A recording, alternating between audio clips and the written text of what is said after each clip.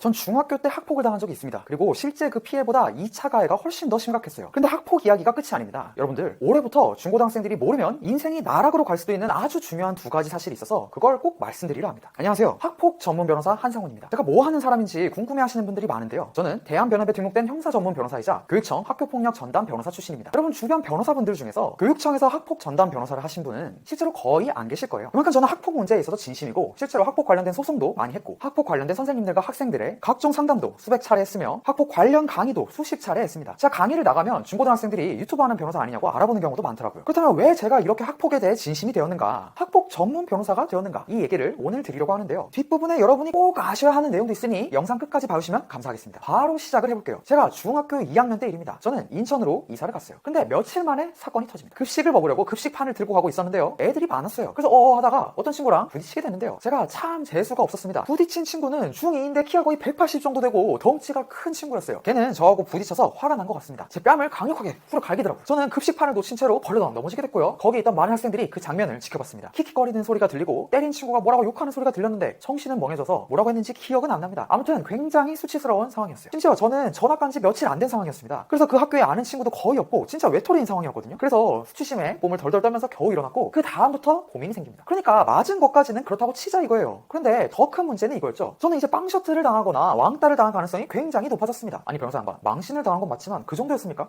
라고 하실 수가 있는데요. 제가 다닌 학교가 어떤 학교였냐면요, 정말 과장 1도 없이 말씀드리는 겁니다. 실제로 저하고 중학교 2학년 때 이 학교 같이 다닌 친구들은 다 아는 사실이기 때문에 제가 거짓말을 할 수도 없어요. 우선 인천 지역에서도 경제적으로 굉장히 어려운 지역에 위치한 학교였어요. 반 친구들 절반 가까이 편부모 가정이었습니다. 할머니랑 혼자 사는 친구들도 꽤 많았어요. 그리고 정말 싸움을 많이 하는 학교였고 일진 애들이 미친 듯이 사악했습니다. 어느 정도였냐면 자기들끼리 싸운 다음에 낫을 들고 와서 죽인다 살린다 소리를 지르며 돌진하기도 하고요. 학교 애들끼리 패싸움을 한 다음에 깁스를 한 채로 친구 오토바이 뒤에 타고 와서 선생님들이 있든 말든 죽인다 살린다라고 고래고래 소리를 지르는 그런 곳이었습니다. 제가 실제로 목격한 사실입니다. 아무튼 이런 거친 학교에서 저라는 사람은요, 이제 막 전학을 온 싸움이라고는 해본 적이 없는 아주 좋은 먹잇감이겠죠. 게다가 이미 급식소에서 처맞고 망신을 당했으며 그 소문까지 퍼졌습니다. 그렇기 때문에 앞으로 괴롭힘을 안 당하려면 저는 반드시 이 상황을 수습을 해야 했습니다. 그래서 고민 끝에 담임 선생님께 말씀을 드렸는데요. 여기서 반전이 일어납니다. 제가 기대했던 건 뭐냐면 담임 선생님이 저를 때린 친구에게 사과를 받아주는 그 정도를 기대했습니다. 그 정도면 제가 정상적인 학교 생활을 할 수 있을 거라고 기대했기 때문이에요. 그런데 선생님이 제가 그 얘기를 하니까 대뜸 이렇게 말하는 거예요. 야, 내 제자 중에는 외고를 가네, 과고를 가네, 또 심지어 서울대를 가는 애도 있다. 그러면서 저를 계속 야단치는 거예요. 처음에는 외고니 과학고니 이런 소리를 왜 하시는 거지 싶었습니다. 근데 다 듣고 나니 말의 요지가 뭐였냐면요, 야 임마, 그런 똑똑하고 잘난 애들도 감히 나한테 와서 이런 귀찮은 얘기를 하지 않는데 너 따위가 뭔데 감히 나한테 와서 이런 귀찮은 얘기를 하냐,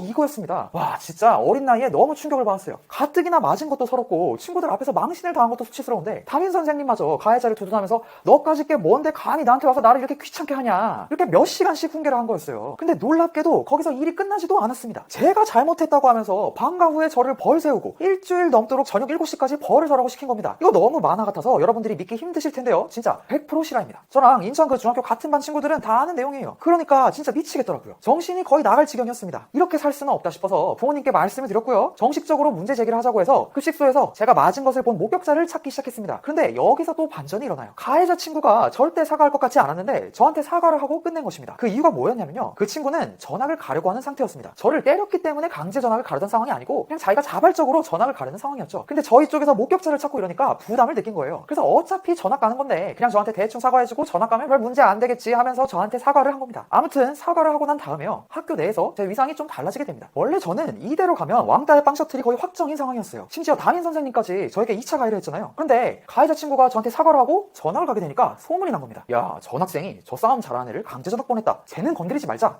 이렇게 된 거죠. 그런데 옆에서 괴롭힘을 당하는 친구들을 보면요, 진짜 살벌했습니다. 보통 몸집이 작고 공부를 못하는 친구들이 타겟이었는데요, 일진들이 그 친구를 끌고 가서 변기에 머리를 쳐박는 그런 경우도 있었고 이런 일도 있었습니다. 제가 아까 말씀드렸다시피 인천 지역에서도 되게 어렵게 사는 동네였어요. 그래서 애들이 부모님께 용돈을 받고 이런 경우가 거의 없었습니다. 그러니까 일진들이 막 부모님 지갑에 돈을 훔치라고 지시하거나 심지어 어머니 폐물을 절도하라고 시키기도 했습니다. 또 얼굴을 때리면 티가 나니까 쉬는 시간에 등이나 배나 허리 등 옷에 가려져서 잘 안 보이는 곳 위주로 계속 애들을 때렸어요. 아무튼 이런 막장 학교였고요. 심지어 그 사건 이후 괴롭힘을 당하지 않던 저도 학교 매점에서 햄버거를 사면 절반 정도는 상납해야 했습니다. 그럼 기본이었어요. 이건 또 뭔 소린가 싶으실 텐데요, 매점에 3학년 2학년 일진들이 그냥 쭉 서 있습니다. 그래서 누가 햄버거를 사면 일단 3학년이 크게 한 입 뺏어 먹고요, 그 다음 2학년 일진이 한 입 뺏어 먹고 나서야 햄버거를 돌려줍니다. 그러면 절반 정도가 남아요. 이런 햄버거 상납은 그냥 일진이 아니면 누구나 당하던 것이었습니다. 그래서 저도 당한 거고요. 아무튼 저는 학교에 대한 오만정이 다 떨어졌습니다. 그래서 1년 1년 후에 일산으로 전학을 가게 돼요. 그리고 그 시절 경험 때문에 저는 인간의 본성에 대해서 많은 생각을 하게 됐고 학폭 문제에 대해서도 정말 많은 관심을 갖게 됐습니다. 저부터가 학폭을 당한 피해자이기도 했고 또 저하고 비교도 안 될 정도로 심한 학폭을 당한 친구들도 많이 지켜봤기 때문이에요. 그 후로는 그래도 평탄했습니다. 외고에 진학을 했고요. 서울대 경영학과를 최우동으로 졸업한 후 서울대 로스쿨을 졸업한 변호사가 되었습니다. 아까 말씀드린 것처럼 교육청 학폭전담 변호사로 지원을 해서 교육청 출신 학폭 전문 변호사이기도 하죠. 그런데 제가 교육청에 있으면서요 알게 된 사실이 두 가지 있는데 꼭 여러분이 아셔야 하는 내용입니다. 일단 가해자와 관련된 내용인데요. 2024년부터 학폭 관련된 법이 바뀌었습니다. 그래서 가해자는요 대학을 가기 어렵게 됐어요. 아니 변호사 양반 그게 뭔 소리입니까? 라고 하실 수 있는데요. 여러분이 심한 학폭을 저지르지 않아도 사후 처분이 나오면 졸업 후 2년간 대학을 못 가요. 즉 삼수를 해도 대학을 못 갑니다. 생기부에 학폭 기록이 남아서 아무 대학에서도 받아주지 않아요. 심지어 좀 더 심한 학폭을 저지른 경우 5수까지 대학을 못 갑니다. 결국 학폭 기록이 생기부에 나오면 최소 4수를 해야 대학에 갈 수 있는 거죠. 근데 이건 사실상 대학에 못 간다는 소리랑 같습니다. 그냥 강제 고졸행입니다. 그래서 굉장히 강력한 처벌이고요. 2024년에 법이 바뀌었기 때문에 모르는 친구들이 많았을 거예요. 그러니 지금이라도 친구를 괴롭히고 있는 경우 꼭 멈추십시오. 자기 인생을 위해서라도 멈추셔야 됩니다. 대학 진학률이 80%가 넘는 한국에서 대학을 안 나오면 할 수 있는 일이 거의 없어요. 심지어 중소기업도 지원 요건을 보면 대부분 대졸 이상을 요구합니다. 사실 제 교육청 경험상 가해자 친구들은 피해자의 입장에서 공감을 못합니다. 제가 얼마나 아플까? 제가 얼마나 괴로울까? 제가 얼마나 힘들까? 이런 생각 전혀 못해요. 자기가 강자이기 때문입니다. 또 애초에 그런 생각을 하는 애면 친구를 괴롭히질 않아요. 아무튼 이젠 학폭 가해자면 대학을 못 가기 때문에 이 사실이 널리 알려져서 한국 사회의 학폭이 줄어들기를 강력히 바랍니다. 두 번째 드리고 싶은 말씀은 더 충격적인 이야기일 수 있는데요. 가짜 피해자와 관련된 얘기입니다. 실제 교육청에 있으면서 이런 경우를 꽤 많이 봤습니다. 일명 가짜 피해자인데요. 실제로 이 친구는 괴롭힘을 당한 적이 없습니다. 그런데 그냥 자기가 싫어하는 친구 있잖아요. 그 친구를 학폭이라고 학교에 신고를 합니다. 근데 이제는 학폭과 관련된 여러 규정들이